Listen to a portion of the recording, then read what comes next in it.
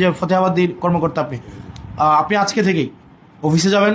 অফিসে আপনার যে যথাযথ দায়িত্ব আপনি এটা পালন করবেন এবং এই ক্ষেত্রে তথ্য কি যেন উদ্যোক্তা ওনার যে অভিযোগ এগুলোর যথাযথভাবে পানিশমেন্ট আইনগতভাবেই হবে। আপনি আপনার যে কাজ যদি কেউ বাধা দেয় আপনি রোববারেই আবার এসে জানাবেন, সানডেতে আপনি এসে জানাবেন। এখানে ইনু মহোদয় আছে, উনি ওনাকে জানাবেন। যদি আবার উনি বাধা দেয় সোমবারে আমি দেবিদ্যার থাকবো, তখন আপনি আসবেন। আপনার যেটা কাজ, আপনার প্রশাসনিক দায়িত্ব এটা আপনি বুঝে নেবেন। আজকে অফিসে যাবেন, আজকে অফিসে গিয়ে আপনি দায়িত্ব বুঝে নেবেন। বুঝছেন? আপনি কেউ আপনাকে বাধা দিবে না এবং এখানে যদি কেউ বাধা দিতে আসে আপনি আমাদেরকে জানাবেন। আর আপনারা বাকি 14 জন আপনারা যারা আছেন, 13 জন আপনারা যারা আছেন, প্রত্যেকেই আমি অনুগ্রহ করে বলতেছি আপনাদেরকে, প্লিজ নাগরিক বিড়ম্বন আপনারা করবেন না। ওই ভদ্রলোক উদ্যোক্তা, তথ্য উদ্যোক্তা রাজীব, উনি তো কোনো সরকারি কর্মকর্তা না, উনি তো কোনো বেতনভুক্ত না, উনি তো এখানে কোনো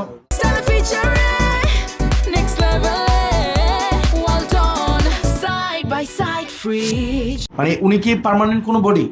তাহলে দেখেন, উনি এই যে রাজীব কোনো পার্মানেন্ট বডি না।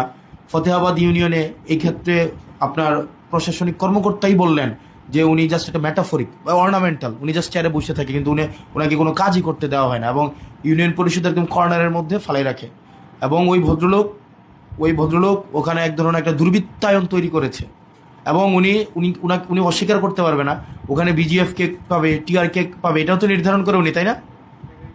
এটাই উনি তো এটা নির্ধারণ করে নাকি? দেখেন, একজন তথ্য উদ্যোক্তা, উনি গভর্নমেন্টের কোনো বডি না, উনি অ্যাকাউন্টেবল কোনো বডি না। উনি প্রশাসনিক কর্মকর্তাকে অ্যাভয়েড করে এই পুরো ফতেহাবাদ ইউনিয়নটাকে এক ধরনের দুর্বৃত্তায়ন করে ফেলেছে এবং ওয়ারিশ উনি 5,000 টাকার কমে নেয় না। এবং দেখা যায় জন্ম নিবন্ধন এখানে দেখা গেছে 45 দিনের মধ্যে ফ্রি করে দেওয়ার কথা, তারপরে 6 মাসের মধ্যে 50 টাকা নেওয়ার কথা, 25 টাকা নেওয়ার কথা, তার পরবর্তীতে ফি 50 টাকা নেওয়ার কথা।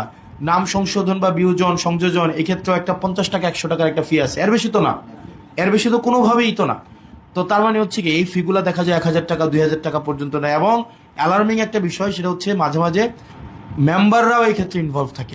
মেম্বাররা দেখা যায় একটা নির্দিষ্ট অর্থ নেয়, একটা অর্থ হচ্ছে তথ্য উদ্যোক্তাকে দেয়, একটা অর্থ হচ্ছে এই যে ইউনিয়ন প্রশাসনিক কর্মকর্তাকেও মাঝে মাঝে দেয়। সবাই না, এখানে আপনারা অনেকে আন্তরিকতার সাথে কাজ করেন। তো এই ক্ষেত্রে আপনাদের কাছে অনুরোধ করব, যা হয়েছে এতদিন যা হয়েছে, তবে ফতেহাবাদ ইউনিয়নের এই রাজীব ইস্যু এটা সলভ হবে। কারণ এইভাবে জনদুর্ভোগ বা জনভোগান্তি সৃষ্টি করার জন্য যদি শাস্তির ব্যবস্থা থাকে, আমি আইনগতভাবে সেটাও যদি নিশ্চিত করা যায়, আমি আপনাকে অনুরোধ করব সেটা নিশ্চিত করার জন্য। কারণ উনি 25 লাখ টাকা নাকি, আচ্ছা উনি 25 লাখ টাকা হচ্ছে ইউনিয়ন পরিষদে নাকি উনি 25 লাখ টাকার ফার্নিচার কিনছে ইউনিয়ন পরিষদে। এটা মনে হয় সত্য না, হ্যাঁ, 5 আগস্টের পরে কয় টাকার ফার্নিচার কিনছে? উনি নাকি নিজের পকেট থেকে 25 লাখ টাকার ফার্নিচার কিনছে। তো উনার তো এটা কেনার কথা না। উনি তো এখানের কোনো চাকরিজীবী না। উনি সরকারি যদি কোনো জিনিস নষ্ট হয়, এটা সরকার ওইখানে দিবে। তো যাই হোক, এই ভদ্রলোক বা এই ভদ্রলোকদের মতো যারা নাগরিক সুবিধা বঞ্চিত করে, তাদের বিরুদ্ধে প্রশাসন যথাযথ ব্যবস্থা নিবে, নাম্বার 1। নাম্বার 2, আপনারা যারা আছেন, আপনাদের কাছে মানুষ খুব প্রত্যাশা নিয়ে যায়। আপনাদের কাছে মানুষ যখন যায় খুব প্রত্যাশা নিয়ে যায়।